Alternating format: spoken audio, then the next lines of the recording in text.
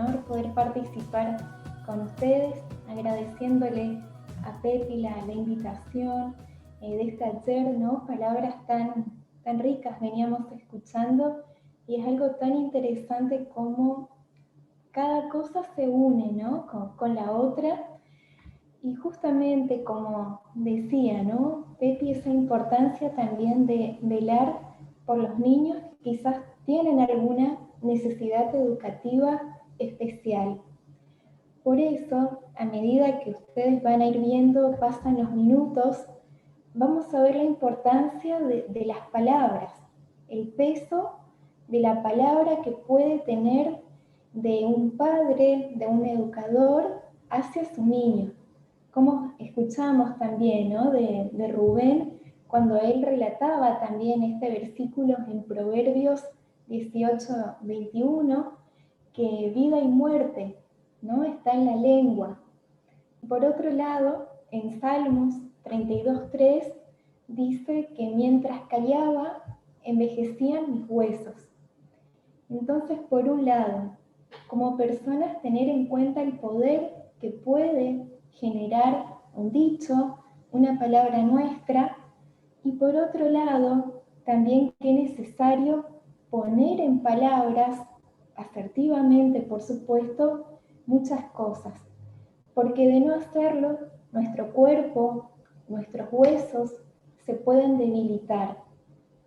Y muchas de las cosas que ahora vamos a hablar quizás van a ser un tanto fuertes, movilizantes.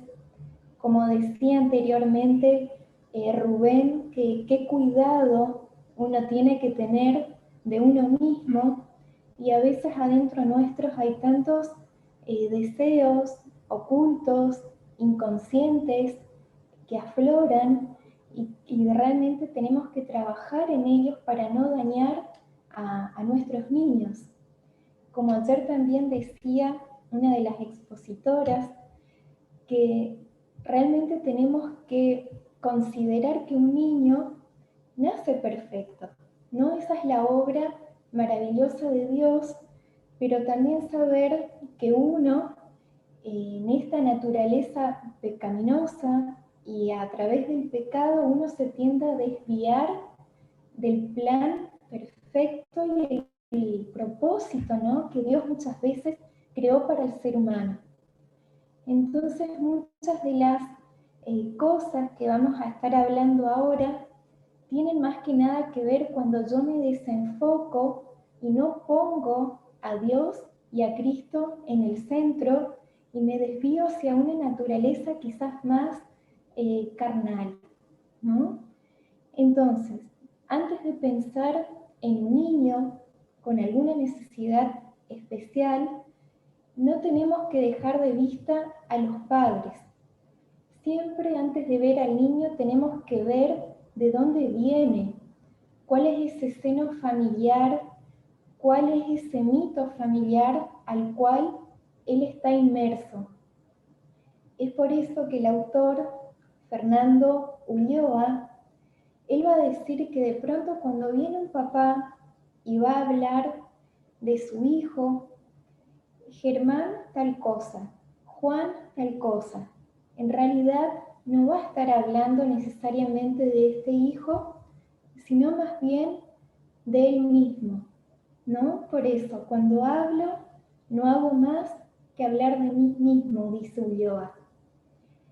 Y Ricardo Rodulfo, él es otro psicólogo de niños, y él se detiene justamente en la importancia de la familia, del mito y del seno familiar, porque él va a decir que un niño cuando nace no se va a abalanzar solamente al alimento, es decir, al pecho, a la leche materna, sino que también se va a sumergir en un baño de significantes, va a decir él.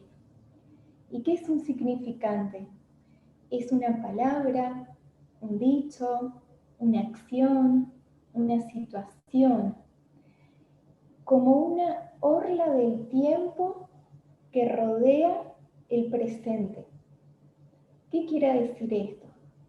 Hay un pasado Hay un presente y hay un futuro. Existe algo ya con anterioridad. El niño, antes inclusive de haber estado en la panza de la mamá, fue hablado, fue nombrado, fue deseado en el mejor de los casos. Entonces, antes de hablar, el niño fue hablado y va a encontrar todos estos significantes como un archivo. Y en este primer encuentro con su madre se van a teñir todos estos significantes, ¿no? La mamá como la primer figura más importante del niño va a generar ese contacto, esa conexión con el pecho, con su cuerpo, y ahí se van a empezar a teñir todas las actitudes, posiciones, dichos, fantasías, y que se va a ir creando, ¿no? Va a ir creando este cuerpo de su hijo. Es por esto que cómo se mira a este niño, cómo se lo nombra, qué palabras se utiliza hacia él, va a ser determinante cómo va a funcionar. ¿Sí? Por eso, qué importante cómo miro a mi hijo, cómo lo deseé, cómo lo nombré aún antes de haber nacido. Después también otro autor que se llama Maud Manoni, ya en la siguiente Firmina, él escribió un libro que se llama El niño retardado y su madre, y afirma en la importancia de qué posición la mamá coloca a este niño. Cuando Manoni dice un niño retardado, él no lo hace en el afán de discriminarlo o colocarlo en esta posición pasiva, de enfermedad, sino que él dice que muchas veces la mamá y el entorno de este niño es que le coloca en esta posición a un hijo, ¿no? A un niño con necesidades distintas, que por supuesto no es correcto porque yo pasivizo a este niño, lo coloco en una posición en donde no puedo ver lo potencial que tiene, cómo puede avanzar. Entonces, cuando una madre ve a su niño como alguien incapaz, pasivo, retardado, ¿no? Está obstaculizando su ser, su desarrollo, y muchas veces puede confundir el cuerpo, ¿no? del niño como un mismo cuerpo unido con el de ella, inseparables, inmersos en una misma historia. Entonces es como que Manoni relata la metáfora de cómo ese pájaro, ¿no? Empollando un huevo, en donde este huevo nunca podrá abrirse, ¿no? Nunca podrá nacer. Y esto ocurre a veces. La enfermedad de un niño afecta a la mamá desde un plano narcisista. ¿Sí? Se trata de un pánico ante una imagen de sí. ¿Qué quiere decir esto? La llegada de un niño, tanto para la mamá como para el padre, puede ocupar un lugar entre los sueños perdidos de estos padres. Sí, un sueño encargado de llenar lo que quedó vacío de su propio pasado. De pronto, un padre siempre deseó ser cirujano, un médico, por distintas cuestiones no lo pudo concretar. Entonces dice, ¿no? El hijo que yo voy a tener, quiero que sea médico, un médico reconocido. Eso que yo no pude concretar, veo en mi hijo proyectivamente como un modo de que él cumpla ese sueño frustrado, el mío. Entonces, qué difícil, ¿no? Para un padre que con todas estas proyecciones, estas idealizaciones que deposita en este hijo, que este hijo llegue, ¿no? Enfermo o llegue con necesidades especiales. Como dice en la siguiente Firmina, esta enfermedad en la madre de este hijo va a generar un shock, ¿sí? Un shock en donde va a activar todos los traumas y las insatisfacciones anteriores, ¿no? ¿Se acuerdan que la enfermedad del niño puede impactar en sus padres desde un plano narcisista?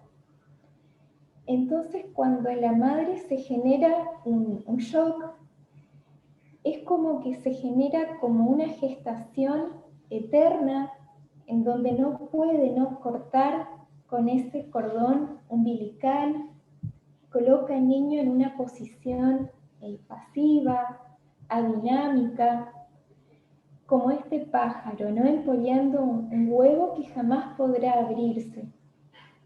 Nosotros como educadores tenemos que ser tan atentos en esto y siempre hacerle ver a sus padres que sus hijos pueden tener una posición activa por más que están atravesando, ¿no? Por una necesidad especial, por una discapacidad.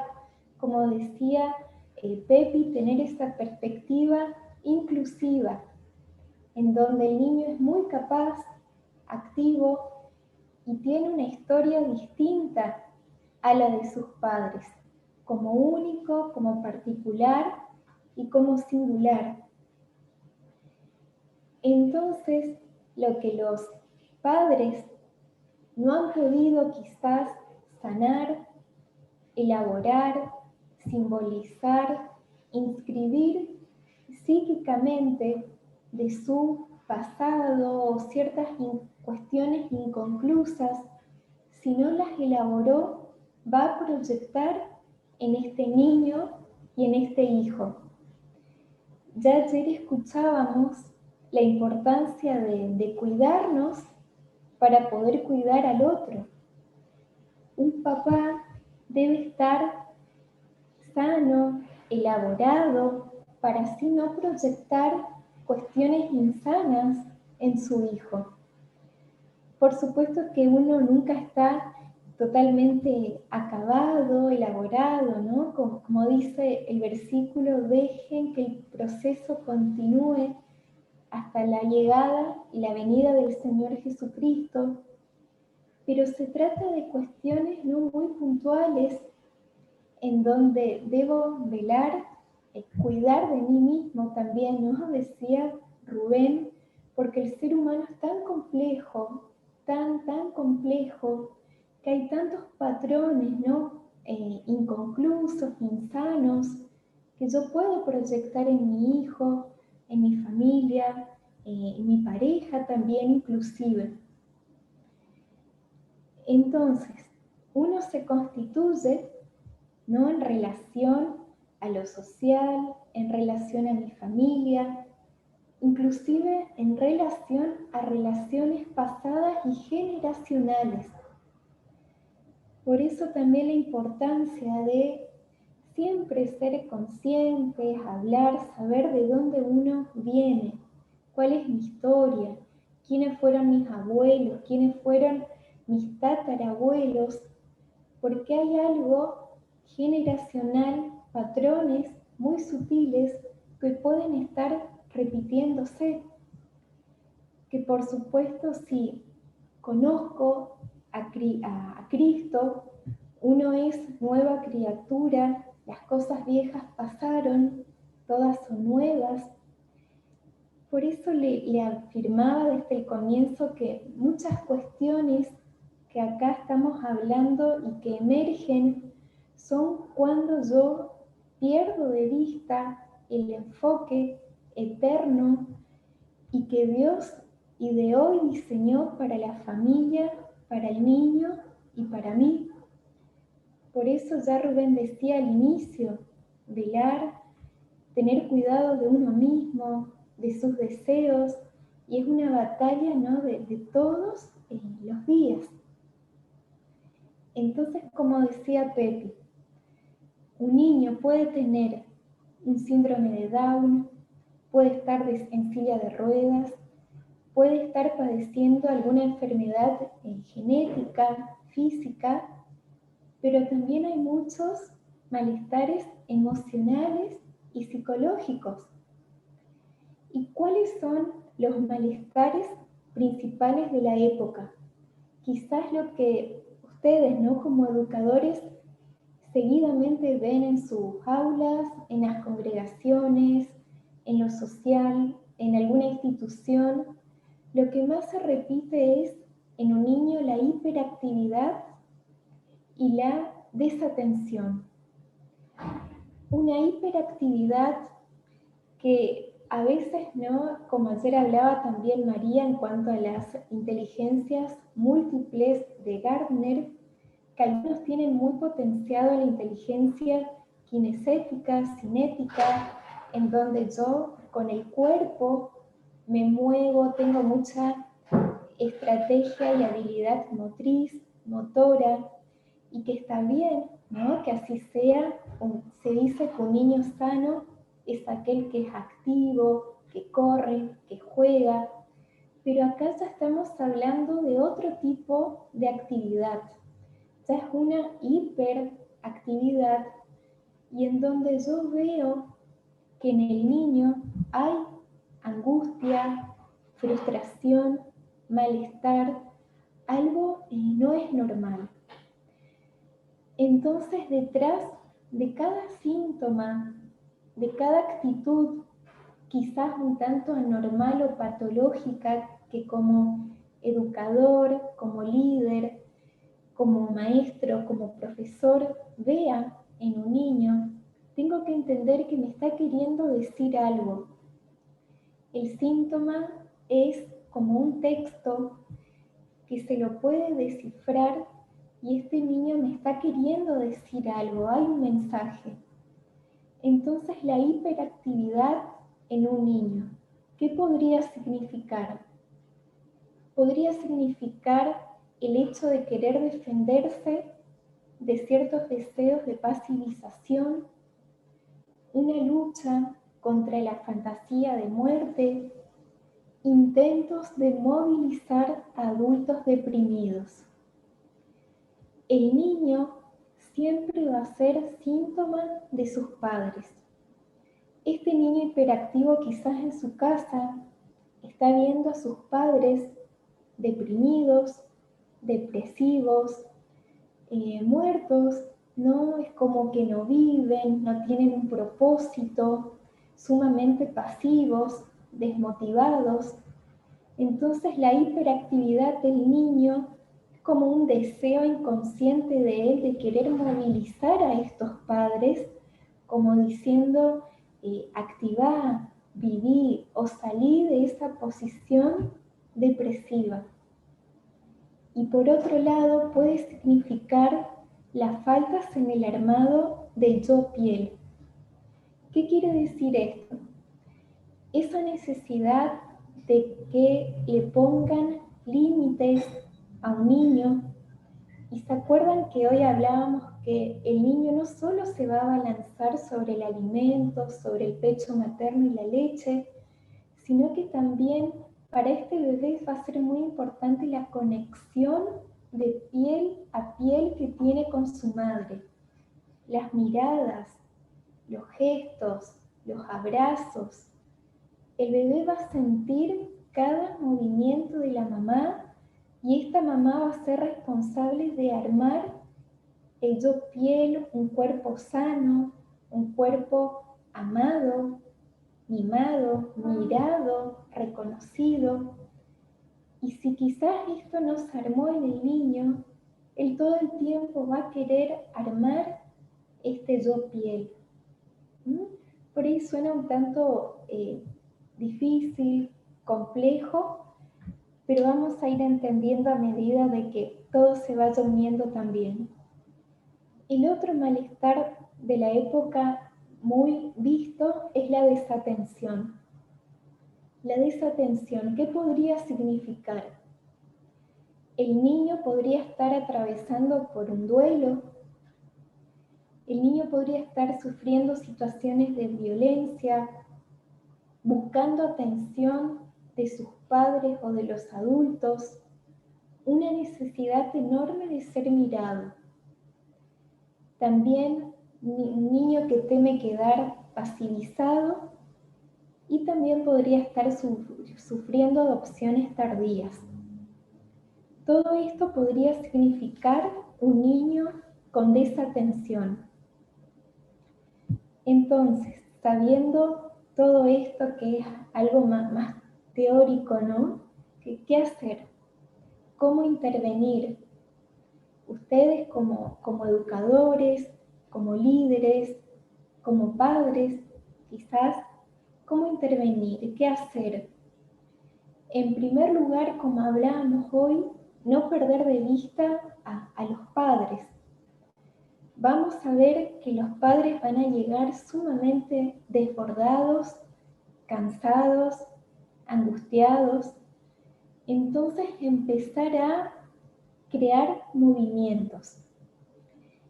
En la siguiente, Firmina habla acerca de la importancia de instaurar dudas, desarmar certezas en estos padres.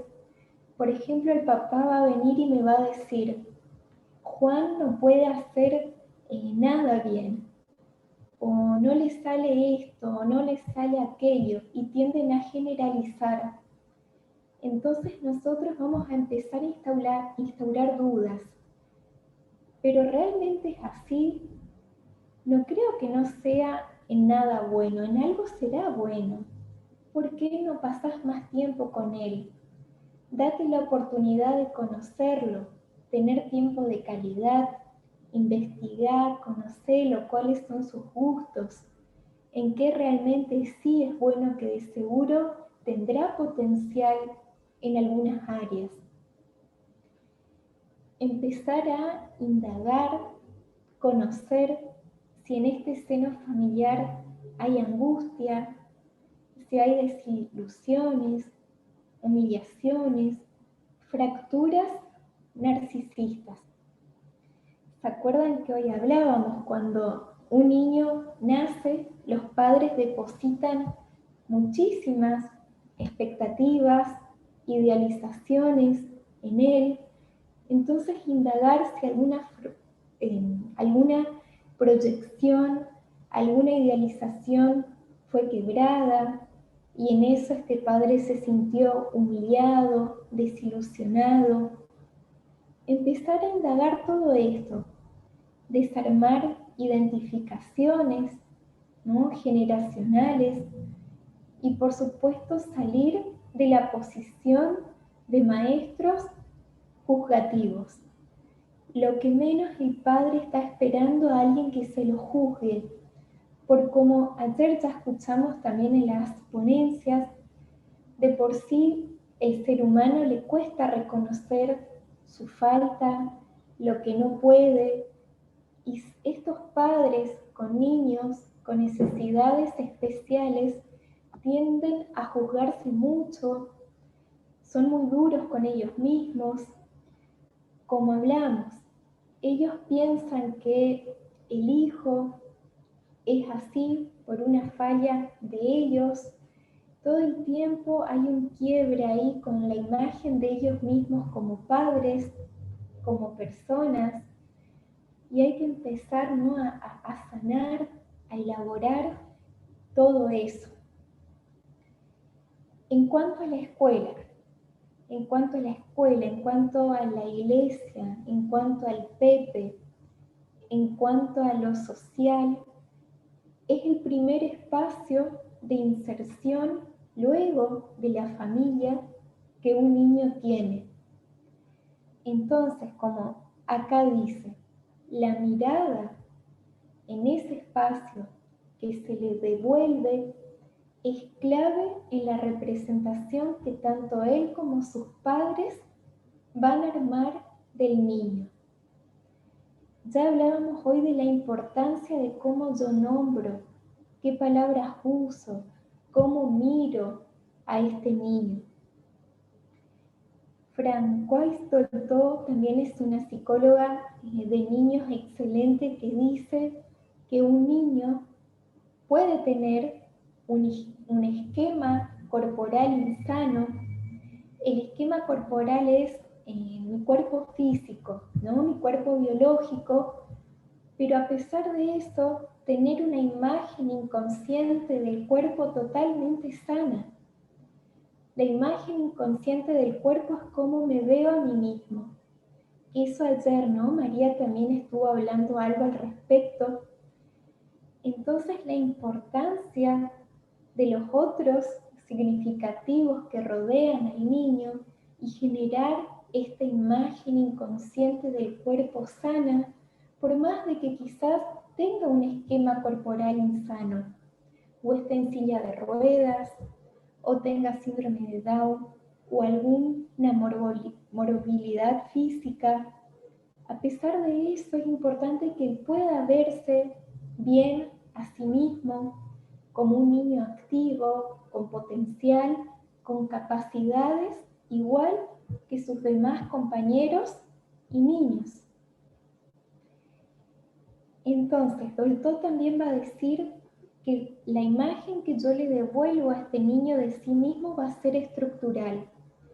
Y no tenemos que pensar que el entorno o el contexto de este niño es externo a él, sino que también va a impactar grandemente en su mundo interno. Por eso nosotros como educadores, líderes, maestros, sería bueno que recapitulemos la siguiente información y que la podamos tener cuando tenemos enfrente nuestro a un niño. En primer lugar, recabar información de su contexto familiar. Es decir, cuál es la característica de la familia de este niño, cuáles son los números de hermanos, cuál es el lugar que el niño ocupa en la familia, quién se carga de su cuidado, cuál es el nivel cultural y económico, cómo esta familia se comunica con el adentro y el afuera, qué estimulación le ofrece y principalmente cuáles son las actitudes de esta familia ante la dificultad y la enfermedad del niño. Es decir, si hay ahí sobreprotección, si hay rechazo o si en el mejor de los casos y de forma ideal aceptan asertivamente el padecer de este niño. Por otro lado, recabar información de su contexto social. ¿Cuáles son los grupos de referencia de este niño? Sus grupos de apoyo, sus intereses. Si en la institución en donde él asiste hay un gabinete, ¿cuáles son los medios, los recursos que cuentan? En su contexto escolar, ¿cuál es el recurso humano, material, la metodología, la organización? Entonces, teniendo en cuenta que el contexto, ¿no?, es texto para el niño, tenemos que también pensar, como decía Pepi, en esta educación inclusiva.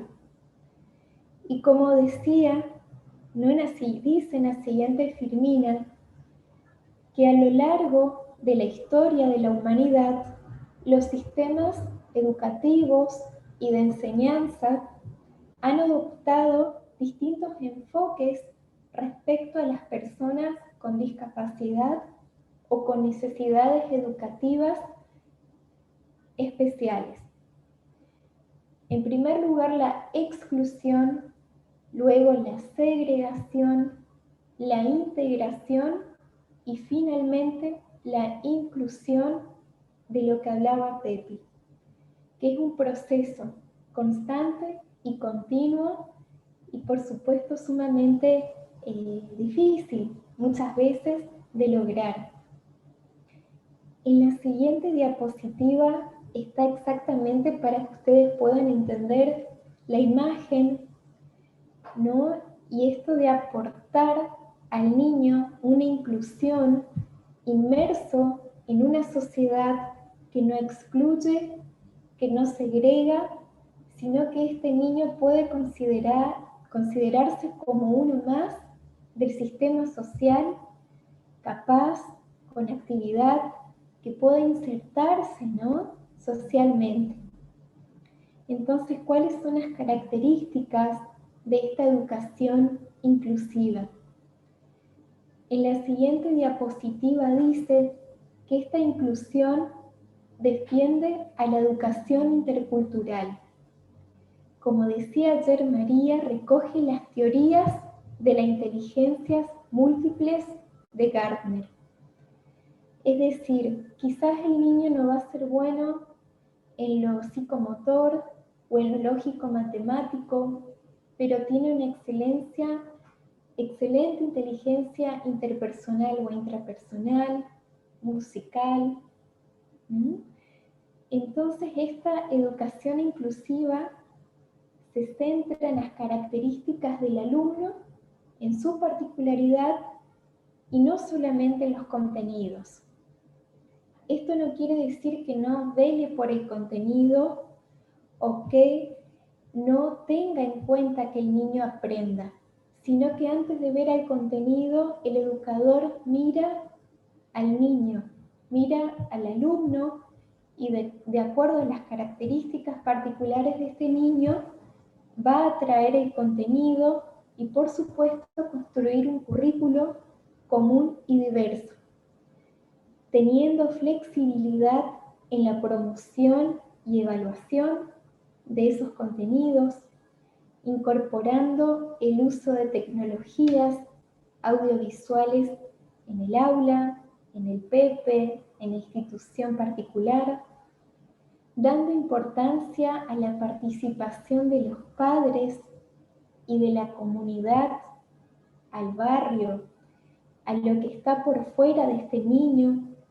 insistiendo en la participación, ¿no?, de todos los miembros de esa institución, de esa comunidad, de esa escuela, profesores, padres, alumnos, administración, aquellos que están en servicios, diseñando un equipo interdisciplinar, involucrando directivos, docentes, psicopedagogos, psicólogos, fonoaudiólogos, neurólogos, velando por este niño y su avance.